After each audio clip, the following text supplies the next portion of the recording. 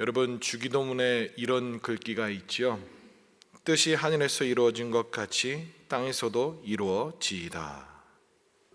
우리 예수님께서는 우리에게 가르쳐준 기도문 그대로 인생을 살아가셨습니다. 하나님의 뜻이 하늘에서 이루어진 것처럼 예수님께서는 이 땅에서 이루어 가셨습니다. 하나님은 우리 역사 가운데 뜻을 가지고 예수님을 보내주셨고, 그리고 하나님께서는 이 세계, 이 시간 속에서 역사를 이뤄가고 계시는 분이라는 것입니다. 그런 의미에서 예수님의 인생은 모두 하늘에서 하나님의 뜻을, 하늘에서 이루어진 하나님의 뜻을 예수님께서 모두 이루어 가신 것이라는 겁니다. 허투루 이루어진 일이 하나도 없습니다.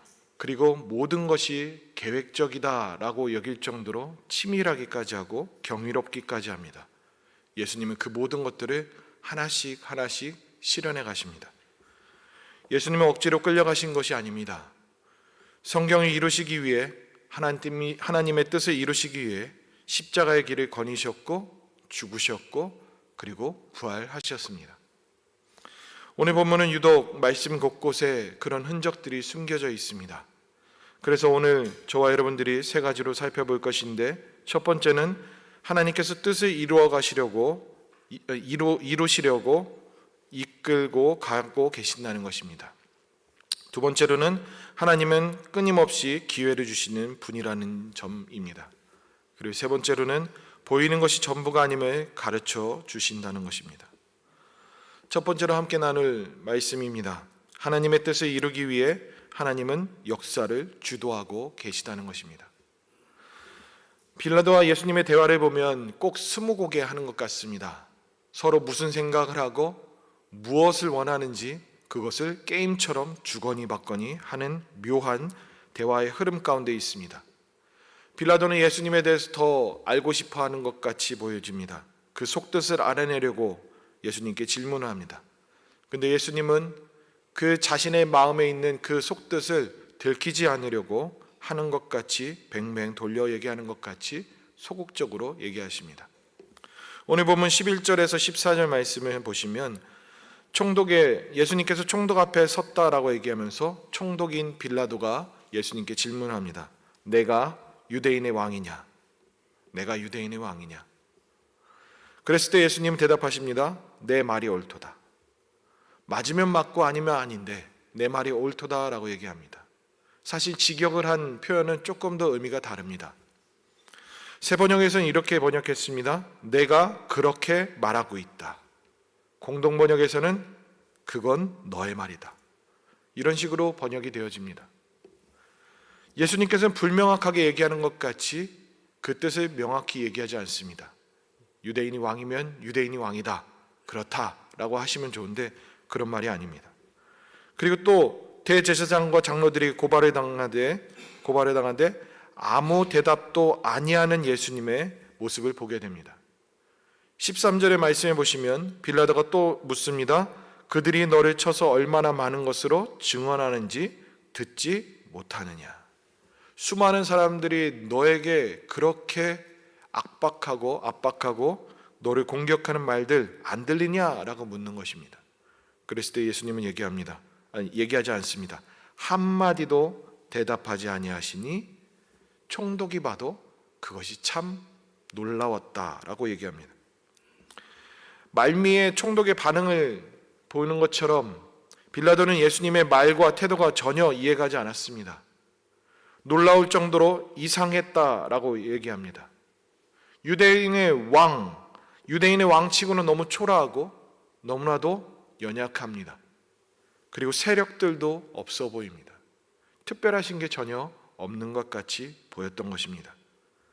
그런데 군중들의 반응은 아주 격한 반응으로 난리치고 있다는 것, 그것이 참 이상한 점입니다. 심지어 억울한 상황이면 적극적으로 자신을 변호하고 여기에서 벗어나려고 하고 자신이 죄 없음을 드러내는 그것이 일반인데 예수님은 전혀 그렇지 않습니다. 오히려 침묵하십니다. 14절 말씀에 보시면 한마디도 대답하지 아니하셨다라고 얘기합니다. 한마디도. 전혀 말이 없는 그 모습에 빌라도는 아무리 봐도 자기가 겪었던 그 모든 상황을 들여다봐도 달랐던 것입니다. 그래서 크게 놀라워했다라고 얘기합니다.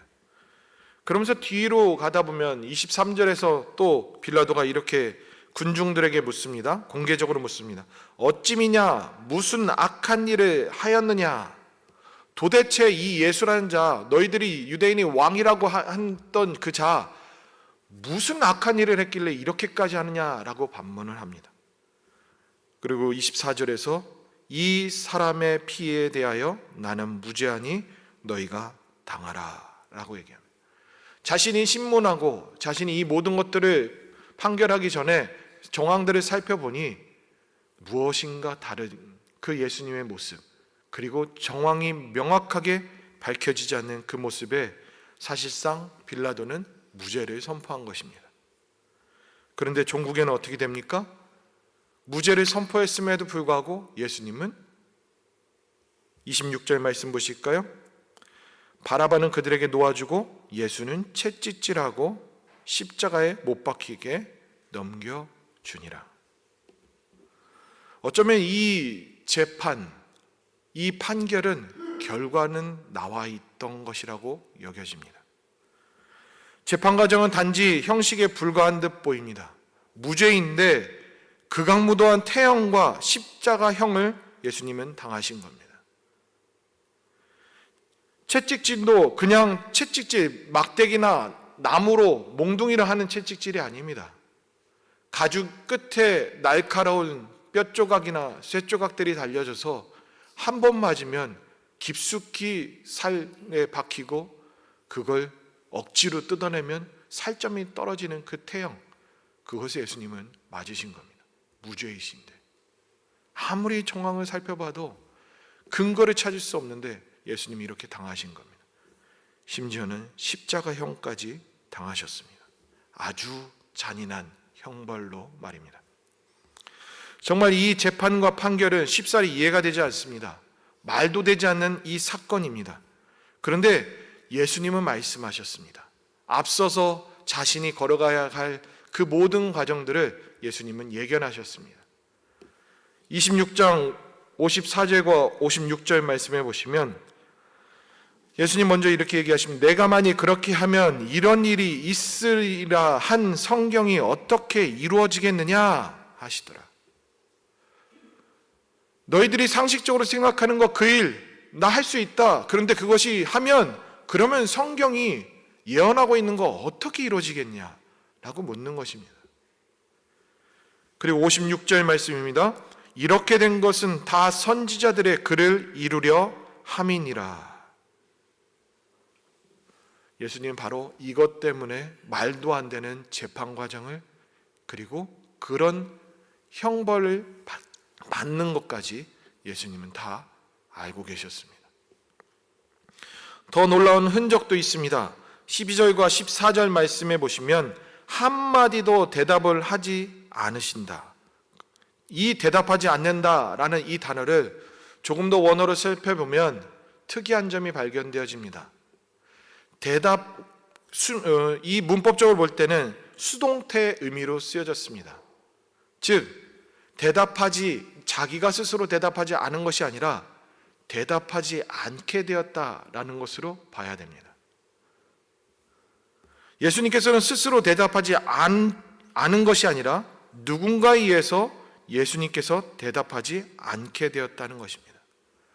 성경에서 유독 그 하나님과 예수님 그 말씀들 가운데 그리고 수많은 예언자들 가운데 중요한 문장들 가운데 수동태가 쓰여진 것들은 신적 수동태라고 해서 하나님께서 개입하셔서 일하시는 그 흔적들로 표현을 합니다.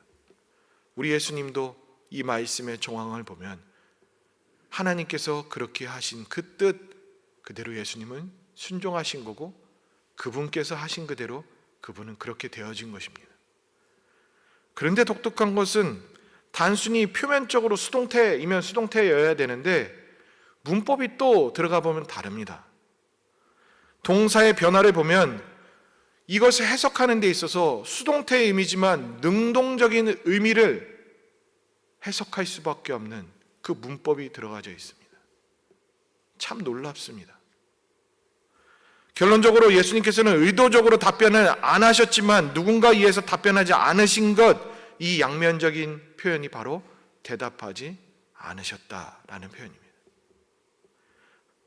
이쯤에서 우리는 이사야 말씀이 우리에게 충격적으로 다가옵니다. 우리 최 장로님께서도 언급하셨던 그 구절입니다. 이사야 말씀 제가 읽어드리겠습니다. 이사야 53장 7절 말씀입니다. 그가 곤욕을 당하여 괴로울 때에도 그의 입을 열지 아니하였으며 마치 도수장으로 끌려가는 어린 양과 털 깎는 자 앞에서 잠잠한 양같이 그의 입을 열지 아니하였도다. 여러분, 예수님의 십자가의 길은 하나님의 뜻으로 이루어져 가는 길이었습니다. 심지어 그 뜻이 이루어지도록 하나님은 이끌어 가시고 있는 것입니다. 예수님은 하나님의 뜻을 다 이루셨습니다. 성경의 모든 예언들을 우리 예수님이 이루셨고 하나님은 예수님을 통해서 이루어 가셨습니다. 여러분, 우리 예수님께서 걸어가신 십자가의 길은 우리가 생각하는 것보다 훨씬 더 고귀하고 놀랍고 경이로운 일입니다. 우리에게는 그 예수님이 걸어가셨어, 고초를 당하셨어, 이렇게 핍박당하셨어 라고 쓱 지나갈 일인 것 같은데, 하나님은, 그리고 마태와 수많은 성경의 저자들은 그 흔적들이 표면적으로 보이는 것뿐만 아니라 그 의미로 하나님께서 뜻을 세우시고 이뤄가셨던 그 흔적을 암호처럼 다 숨겨놓았다라고 해도 과언이 아닙니다. 이 십자가의 길을 걸어가는 것은 경이롭고 놀랍고 신비로운 하나님의 경륜입니다. 예수님께서 걸어가신 고난주간의 행적은 하나님의 모든 지혜와 모든 능력이 담긴 구원의 역사임을 우리는 깨달을 수 있어야 합니다. 두 번째로 말씀하시는 것은 하나님은 끝까지 돌이킬 기회를 주시는 분이다라고도 말씀합니다. 오늘 본문은 단지 예수님께서 하나님의 뜻을 이뤄가는 과정으로만 이해해서는 안 됩니다. 그러기에는 인물에 너무 다양한 그런 내용들이 숨겨져 있습니다. 특히 오늘 본문의 주된 인물은 빌라도와 예수님입니다. 이 둘의 관계를 놓쳐서는 안 됩니다. 그 와중에도 마태는 예수님과 빌라도의 그 대화 속에서 하나님이 또 구원의 손길을 펼치시는 과정들도 표현하고 있습니다. 오늘 보면 11절 말씀입니다.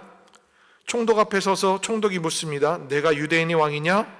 예수께서 대답합니다. 내 말이 옳도다. 학자들은 이 말에 대해서 세 가지로 얘기를 합니다. 복합적인 의미가 있다라고 하면서 세 가지로 얘기하는데, 첫 번째, 고도의 법정 심리로서 볼 수 있다는 것입니다. 예수님께서 얘기할 수 있음에도 불구하고 얘기하지 않은 것은 그것을 표면적으로 법적인 의미에서 책임을 모면하려고 하는 모호한 대답이었다라고 얘기도 합니다. 그리고 두 번째로는 간접적인 긍정이랍니다.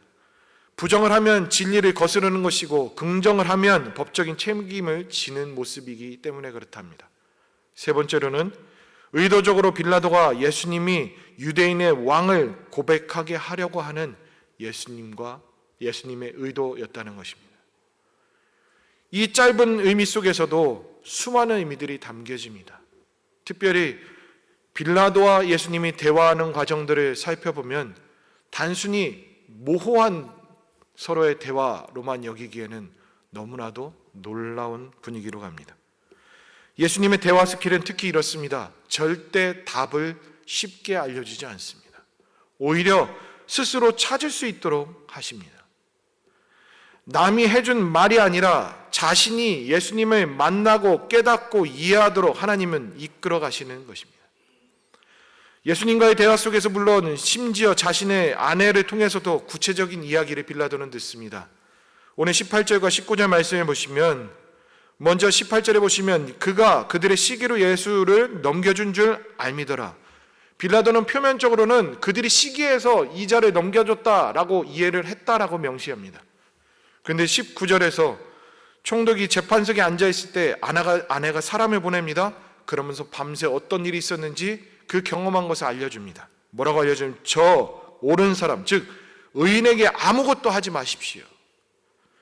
오늘 꿈에 내가 그 사람으로 인하여 애를 많이 태웠나이다 라고 얘기합니다. 이 말 다음부터 빌라도는 분위기가 달라집니다. 빌라도는 예수님이 누군지 알았습니다. 그리고 정황상 이해하지 못하는 상황을 봤습니다. 그리고 억울하게 끌려온 것을 알았습니다. 심지어는 아내를 통해서 이 자가 내가 생각하는 사람보다 더 특별한 사람이라는 것을 그는 감지했습니다.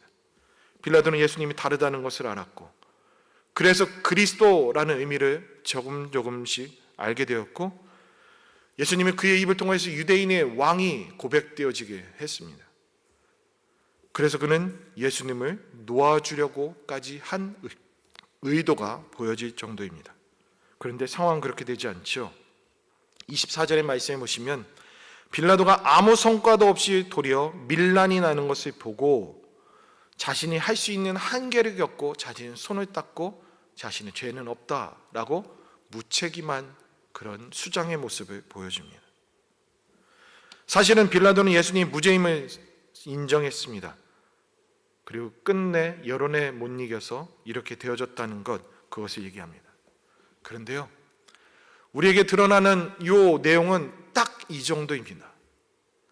그런데 성경 밖에, 즉 성경 66권이라고 정해져 그 밖에 수많은 성경의 가치에 걸맞는 그 성경이라고 해서 외경이라고 하는 그곳에는 빌라도의 행적들이 고스란히 기록되어 있는 책들이 있습니다. 빌라도 행전이라고 하고 빌라도의 보고서라고 하는, 황제에게 직접 썼다라고 하는 그 기록들이 초기 기독교의 문헌으로 남겨집니다. 거기에서 이렇게 표현합니다. 빌라도는 이때 자기가 한 책임을 듣고 회개를 하고 그는 개종을 했다라고 기록이 남아 있습니다. 그리고 그의 아내는, 그는 하나님을 믿는 자로서 이미 하나님을 믿고 그 하나님에 대해서 관심이 가졌던 자로서 이 사건 이후로 뚜렷하게 기독교인은 살아갔다라는 흔적들을 기록했습니다. 심지어는 그들은 동방정교회라고 하는 고대 앤틱 그리스도교, 거기에서는 성인으로 두 사람은 추대받습니다. 이 모든 것들을 상황을 살펴봤을 때 하나님은 이 빌라도를 그냥 죽이는 역할로만 사용하지 않습니다. 그것을 만들어가고 이끌어가시는 데 있어서 빌라도에게 기회를 주시고 구원의 손깃을 펼치시며 또 그들을 통하여서 이뤄가시는 또 다른 역사를 하고 계시다는 겁니다. 우리 하나님 참 놀랍습니다. 우리 하나님, 우리가 생각하는 것보다 더 경이롭고 사랑이 많으시고 인애가 크신 분입니다. 우리 하나님께서 저와 여러분들에게 동일하게 이렇게 역사하십니다. 기회를 주시고 또 기회를 주시고 우리가 돌이킬 수 있도록 안내해 주시는 분, 그게 저와 여러분들이 믿는 하나님의 또 다른 사랑하심의 모습들입니다. 세 번째로 말씀하시는 것은 보이는 것이 전부가 아닌 영적 실체를 보아야 한다라는 것을 말씀합니다. 오늘 18절 말씀입니다. 이는 그가 그들의 시기로 예수를 넘겨준 줄 알미더라 라고 얘기합니다. 이 한 구절 단순히 그 상황을 표현하는 것 같습니다.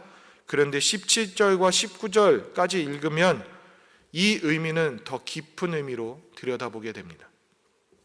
17절 말씀입니다. 그들이 모였을 때 빌라도가 묻습니다. 너희는 내가 누구를 너에게 놓아주기를 원하느냐? 바라바냐? 그리스도라 하는 예수냐? 라고 합니다.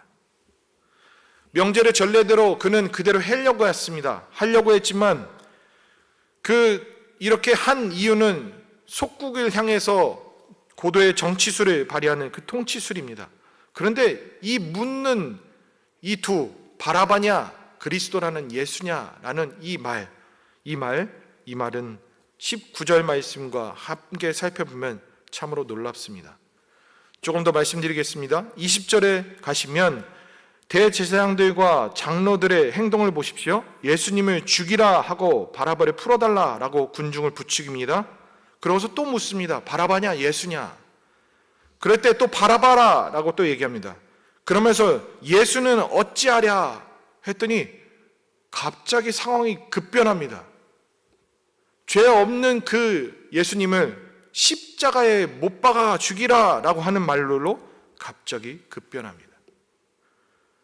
여기에서 빌라도는 이것은 아니겠다 싶을 정도로 더 멈칫하는 그 장면들이 나옵니다. 그런데 군중들은 뭔가에 홀린 것처럼 더욱 강렬하게 경로합니다. 십자가에 못 박아라 라고 외쳐댑니다. 밀란이 일어날까 봐 빌라도는 어쩔 수 없이 이것을 갑니다. 도대체 이 자들이 왜 이럴까요? 어떻게 이렇게까지 몰아세울까요? 이 말도 안 되는 상황을 어떻게 이렇게 선동을 하고 그 집단 폭동이 일어나도록 하는 것일까요? 단순히 광기 어린 이 행동들 이해가 되지 않습니다. 단순히 종교 지도자들에 의해서 이루어졌다라고 생각할 수도 있지만 무엇인가 이상합니다. 그런데요, 여러분들 바라바라는 이름, 이 이름의 뜻이 무엇인지 아십니까? 육신의 아버지의 아들입니다. 예수님은 누구의 아들이십니까? 하나님 아버지의 아들입니다. 이 차이점이 보이십니까? 육신의 아버지의 아들은 놓아주라라고 얘기합니다. 근데 하나님의 아들의 예수님은 죽이라라고 얘기합니다. 표면적으로 드러나 있는 이 사건 이상으로 우리들은 독특함을 보게 됩니다. 예수라는 이름은 그 당시에 모두가 다 알고 있는 이름입니다. 예수와 여호수아라는 그 이름입니다. 그 이름은 여호와께서 구원하심이라는 뜻이 있습니다. 마태복음 1장 21절에서는 이렇게 얘기합니다. 아들을 낳으리니 이름은 예수라 하라. 이는 그가 자기 백성을 그들의 죄에서 구원할 자이심이니라. 이 십자가 사건에 가기 위한 이 구도 보이십니까? 자신들을 구원할 자를 죽이랍니다. 자신을 그토록 바라는 메시아를 핍박합니다.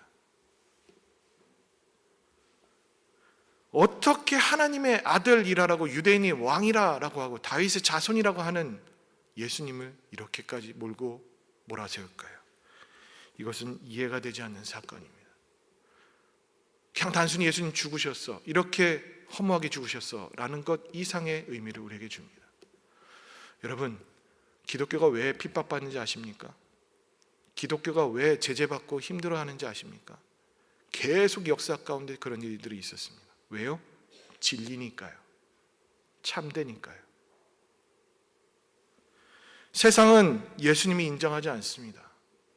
어떻게 해서든 교회를 흠집내려고 합니다. 어떻게 해서든 그것을 무너뜨리려고 합니다. 왜요? 진리니까요.